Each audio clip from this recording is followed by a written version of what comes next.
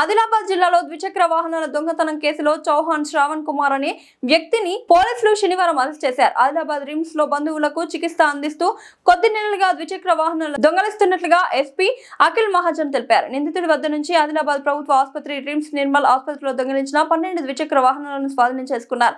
ఈ వాహనాలను కొనుగోలు చేసిన వారిపై కూడా కేసు నమోదు చేసినట్లు ఎస్పీ వెల్లడించారు.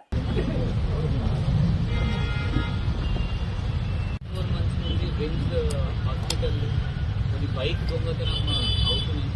దీనికోసం ఒక 2000 సిఐ ఆధ్వర్యంలో డిఎస్పీ ఆధ్వర్యంలో ఇన్ఫార్మ్ చేయడం జరిగింది. దానిలో పీర్ సింగ్ ప్రొఫెషనల్ ఎస్ఐ అలా మంచి పని చేసి వాళ్ళ అక్యూజ్డ్ పట్టుకున్నారు. అక్యూజ్డ్ పేరు రమేష్. ఇదని యాక్చువల్గా నేరేడికొండ మండల్ లోకల్ అండ్ ఇప్పుడు కౌటాలో ఉంటున్నారు బోత్ మండల్లో.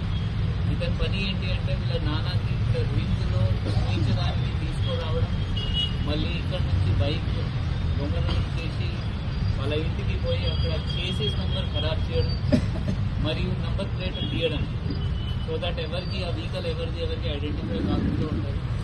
మళ్ళీ ఇతను వాళ్ళ ఫ్రెండ్స్కి ఆల్మోస్ట్ 12 ఫ్రెండ్స్కి నోన్ పీపుల్ అన్నోన్ పీపుల్కి ఆ దొంగ బైక్ అమ్మడం జరిగింది. దీంట్లో దాదాపు మనం 12 బైక్ రికవర్ చేయడం జరిగింది. ఆ 6 ఇతను మన హాస్పిటల్ రింగ్ దొంగతనం చేశారు. ఇంకా 5 వెహికల్స్ ఇతను నిర్మల్లో హాస్పిటల్ నుంచి దొంగతనం చేశారని చెప్తున్నారు. దానిలో కూడా నిర్మల్లో కూడా వాళ్ళకి ఇన్ఫర్మేషన్ ఇవ్వడం జరిగింది. ఒక బైక్ అసలు ట్రేస్ కావట్లేదు, అది కూడా మనం ట్యాంక్ నెంబర్ నుంచి ఐడెంటిఫై చేస్తాము.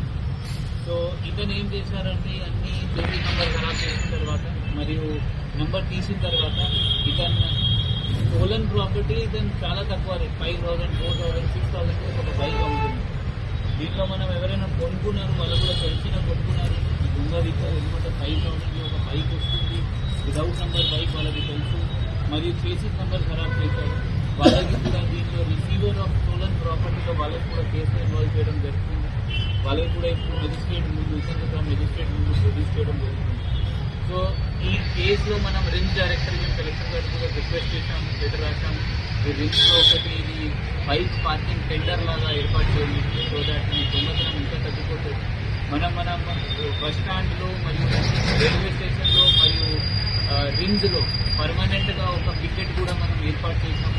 200 కానిస్టేబుల్స్ ఏఎస్ఐ హెడ్ కానిస్టేబుల్స్ ఎప్పుడైనా మార్నింగ్ నుంచి నైట్ వరకు ఉంటున్నారు. సో దట్ ఎట్లయినా చిన్న పిక్ పాకెట్ లేకపోతే ఫస్ట్ ఆఫెన్సెస్ తగ్గిపోతుంది.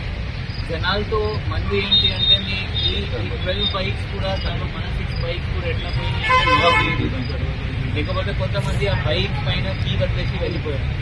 ఈ దొంగతనం కూడా మన నిర్లక్ష్యం వల్ల ఎక్కువసార్లు జరుగుతుంది. మనం వాళ్ళకి అవకాశం ఇస్తాం.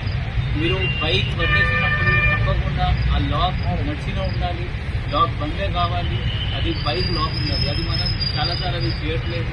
దయచేసి మీరు బైక్ పార్క్ చేసినప్పుడు ఎప్పుడైనా లైట్ ఏరియాలో చేయాలి. 100% అది బైక్ లాక్ ఉండాలి.